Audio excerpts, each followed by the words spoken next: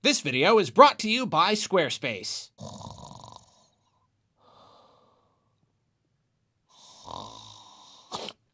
Huh? What? Oh.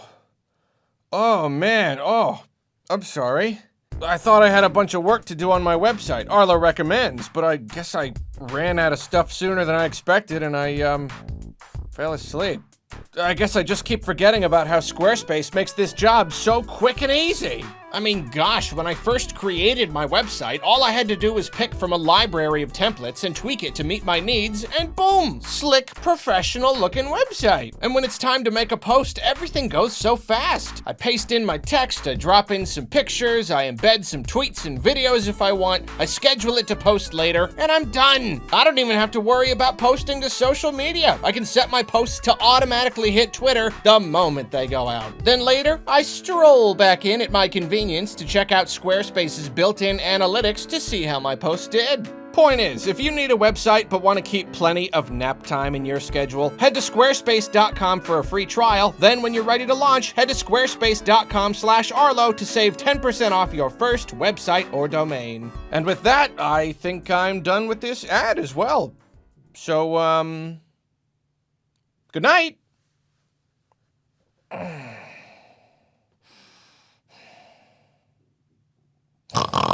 Let go. Oh man, my nephew's been using this, all smudged up. Smudgy 5-year-old hands. That's the great thing about having fur. You always got a rag handy. You just do that. Anyway, hey! So as many of you may remember, when Pokemon Scarlet and Violet was revealed, I was reporting about it from a closet at an Airbnb over on the coast. So I only did like a super quick, off-the-cuff hot take of the whole entire thing. But this game was not gonna get away without me talking more about it. So here we are doing the actual full discussion because there is a lot to discusserize. So let's just launch right on into it. Okay, so Pokemon Scarlet and Violet, yes, Gen 9, it's what we're getting. Kind of felt like it was gonna come next year, but it didn't. And I guess that's why Arceus was in January, because they just got so many games to release, they just try to put it as far away from Scarlet and Violet as possible. And then, yeah, I guess I already talked about it a little, but Scarlet and Violet, just funny, just another, like, yeah, that makes sense that I just never thought of. Always frustrating. Just can't ever seem to predict any combination of anything that they're gonna name the games. Moving on, though. So the info that we know, the game takes place in a region that seems to be modeled after Spain, primarily. Very sorry, Lockston. When I saw that, I was just like, man, he was gunning for India so much. Had a whole entire thing about why it was gonna be, had me convinced. Spain, though. And we've got our starters. I love how it was like seeing the starters in the trailer was almost like the reveal that this was, you know, because it was like, well, maybe it is an Arceus thing, maybe it's DLC, but this was like, nope, boom, here's your starters. I love it, and I am still having a very difficult time deciding which starter I want to go with. All of the generations where I had like a really, really definite favorite were like the ones where I wasn't playing, apart from the first couple. The first few was easy. And so now that I'm playing again, I just like, there's no clear favorite for me. Sprigatito is fun. I like grass. I most commonly like grass starters, and I like kitties. I'm just I don't know what it's gonna turn into. And I like little kitties, but the idea of like a big humanoid kitty like Incineroar, so I just, not really into that. So I don't know, and then Fuecoco is like the most interesting and fun looking out of these. But it's also a little goofy, so I'm kind of worried that it's gonna turn into just this big, goofy, toothy monster thing that I'm not gonna end up liking that much. And then Quaxley looks the least interesting out of all of them. I love ducks. I love ducks so much, but again, it's gonna evolve and be like a big, weird duck guy, and I don't know. I don't know if I want that, so I don't know. I'm having a hard time here. Oh! Every time I open my mouth to say I'm leaning toward one, I go, no, no, no. I think Quaxley. Not sure. I don't know. We'll find out soon, I guess, huh? So the trailer itself is obviously trying to communicate to us that this is a big, sweeping, grand adventure. It's very clear that we see big rolling fields and such with Pokemon wandering, you know, obviously reminiscent of Pokemon Legends Arceus. And it's always funny when, like, Nintendo and anybody, like, hides really important information on, like, the website. So, like, I do these videos based on the trailer that I saw, but then later they're like, oh yeah, we just confirmed this really important thing over here. So this time, that important piece of information is that this is confirmed to be one large, seamless, okay, well, not necessarily one large, you might have loading zones, but, like, overall though, you go in and out of towns seamlessly. You go from the wild into a town, out again seamlessly. And it's funny too, because that's how it was in the 2D, the top-down games. But we haven't seen that yet in a big open style. And that right there is exciting. That is humongously exciting to me. I mean, I'm all about the feel, you know, and Legends Arceus was amazing because it captured the cool feel of Pokemon better than any other game, and even that did not have one big seamless open world. Like, that's just, I can't even, and like, they use the term open world too, you know, like, they said open world. When we saw Arceus, we were like, oh cool, open world Pokemon, and it wasn't quite, but like, they're the ones doing it this time. They're saying it explicitly, open world. And if that also does mean that we're able to kind of choose our own path, kind of go wherever we want to, that's gonna make a massive, massive difference. That was one of my problems with Sword and Shield. It didn't really, like, it had these more open elements. It had the wild area. It didn't feel like it needed to be linear. It feels like they could have done some tweaking and made it not linear. So the fact that they're doing it now, I don't know, I'm just really excited. So ever since we knew anything about Arceus, there's always been like a really big question. How much of this is going to carry over? How much of this is exclusive to the Legends branding or whatever? And how much can we expect to see in the next actual, regular, traditional mainline games? Now, when I watched the trailer, I kind of assumed, like, all or most of it. You know, it's never good to make assumptions, and I suppose I learned my lesson here, because another thing that they confirmed was that you will have to battle Pokemon to catch them. They didn't say there's no alternative, but just the way that they word it, they say, you know, adventuring, blah, blah, blah, and battling Pokemon to catch them. It feels very purposeful that they said that. They put that out there to let people know that that's going to be the main way that you're catching stuff now. So that would present a decent difference from Arceus. Obviously, Arceus had the new catching system where you just run around throwing balls all over the place and often catching things without battling them.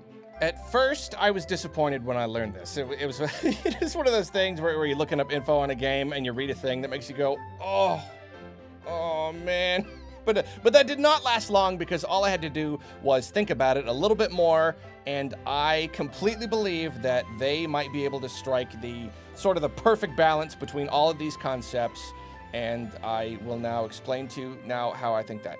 Okay, so Let's Go games. They introduced the overworld encounters idea of just walking around and seeing Pokemon. You touch them to get into battle with them. You're not just randomly seeing them in the grass. I really love that, obviously, talk about it a lot. But then Sword and Shield presented something of a middle ground. It had the Pokemon out in the wild, out in the overworld, and it was even more fleshed out in this case. But they also offered like random battles in the grass, I guess, for people who really like that. Some people really love just the random encounters. So you had both, and that's really cool. And so then Legends Arceus comes along and it introduces a whole new catching mechanic, you know, just a whole brand new thing. But it's funny because even in doing this, it itself still presented something of a middle ground when it came to catching, because you could do all of, you know, you could just throw a Pokeball at a thing and catch it and that's it. But you can also engage with the Pokemon to bring down their health and more traditionally catch them. So here is what I see happening with Pokemon Scarlet and Violet. Okay, so I see them doing away completely with, I'm gonna call it cold catching. Is that a term? Does anyone have a term for like just catching a Pokemon without, without even seeing it, without even bringing down it. I don't know. I'm calling it cold catching. I think that works. So they do away with it. No matter what, you have to engage with a Pokemon in order to catch it. Okay, that's a little bit sad. I loved the mechanic in Arceus. I was sort of skeptical of it at first, but then I ended up just really loving running around, throwing Pokeballs all over the place. Thing about Arceus is that it has a really, really huge emphasis on research. And so there's a big reason to catch lots and lots and lots of Pokemon, because you're filling out the Pokedex and all this stuff. And I enjoy that element of Arceus a lot.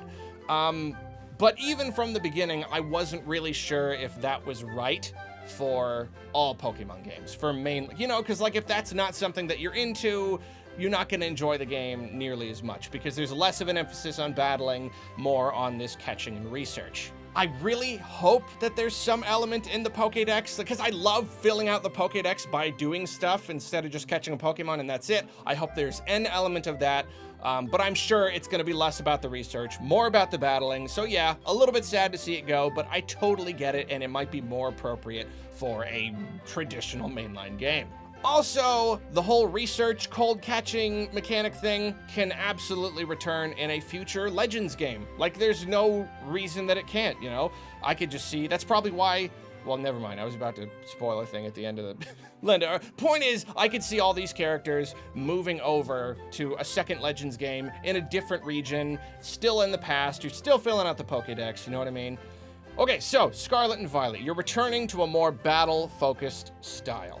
The way I see it, you can still throw your own Pokeballs in the same way you could do in Arceus, where to just call out a Pokemon, You throw it out to do something, or to look at it, or to engage with a wild Pokemon. You throw your Pokeball at it. They use the same system where if you sneak up on a Pokemon and hit it in the back, then you take it by surprise and you get some extra turns in battle.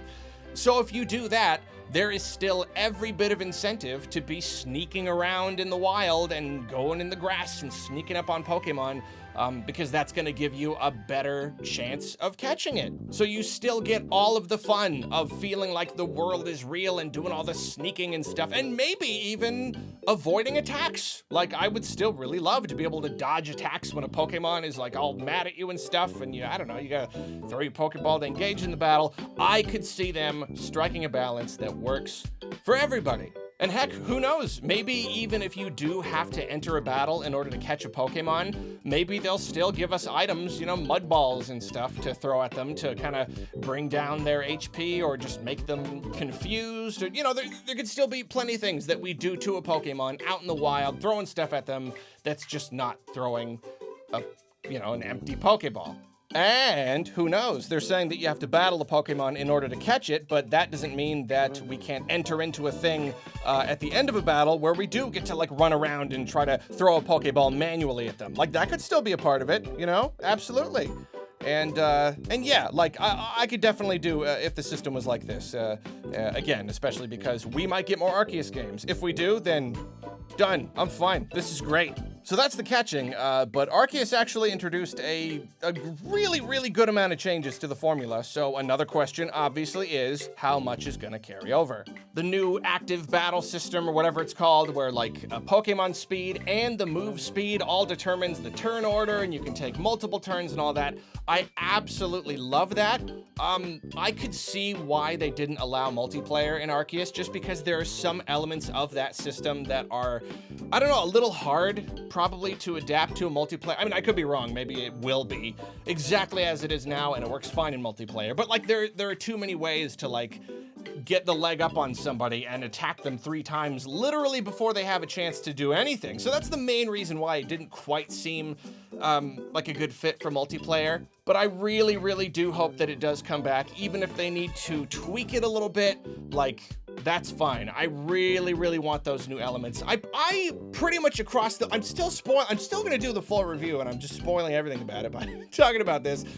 Pretty much across the board, I love all the changes that Arceus does. All them changes that it do, I thought they were all great, so I'm very much hoping that basically all of it, if not most of it, comes over to Scarlet and Violet. Like, gosh, I mean, I gotta say, it's gonna be really, really, I don't want to set myself up for disappointment here, but like, I'm just being honest.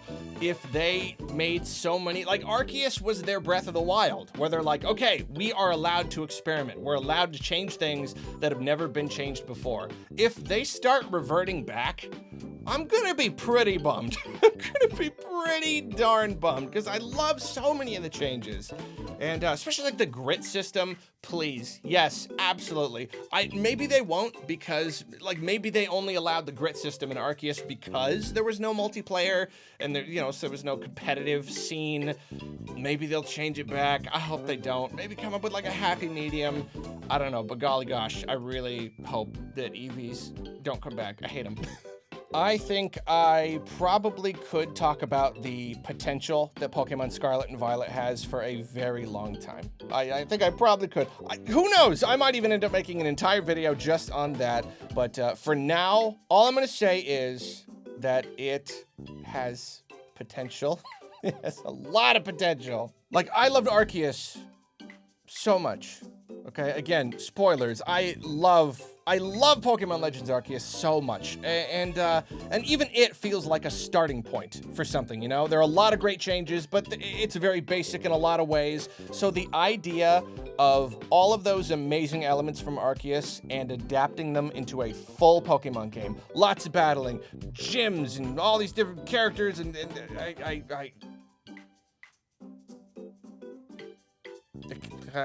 I went so quickly from being a very, very harsh critic of Pokemon and feeling like there was absolutely no way, no chance ever that it was gonna go in the direction that I wanted it to go. I went from there to just giddy with excitement for the next game. I am bursting with excitement for what Pokemon Scarlet and Violet might end up being. I know I shouldn't get my hopes up, but just what I saw them do in Arceus, it's, the potential is there. It's more potential than this little blue body can bear. Yeah, I'm not sure yet, but I really might have to make a video, literally just going into the potential and the kind of game that it might end up being. I don't know. At the moment, I'm very excited. If that wasn't obvious, I'm very excited for Pokemon Scarlet and Violet. But head on down to them comments, let me know what you think, let me know which starter I should choose. I know there is nobody in this world that can answer the question of which starter should I choose but me. I know that, but just help me out, just give me some feedback. I should probably pick Quaxley because I'm kind of getting this vibe that no one likes Quaxley. Is that just me? Am I imagining that? I feel like no one, it's the odd one out, I don't know. If you like Quaxley, let me know down in the comments. And in the meantime, I gotta go take care of this. This is so smudgy. Oh my gosh. Oh, come on. Oh, is that peanut butter? Oh, dude. Peanut butter? I specifically said no peanut butter when you play my Switch.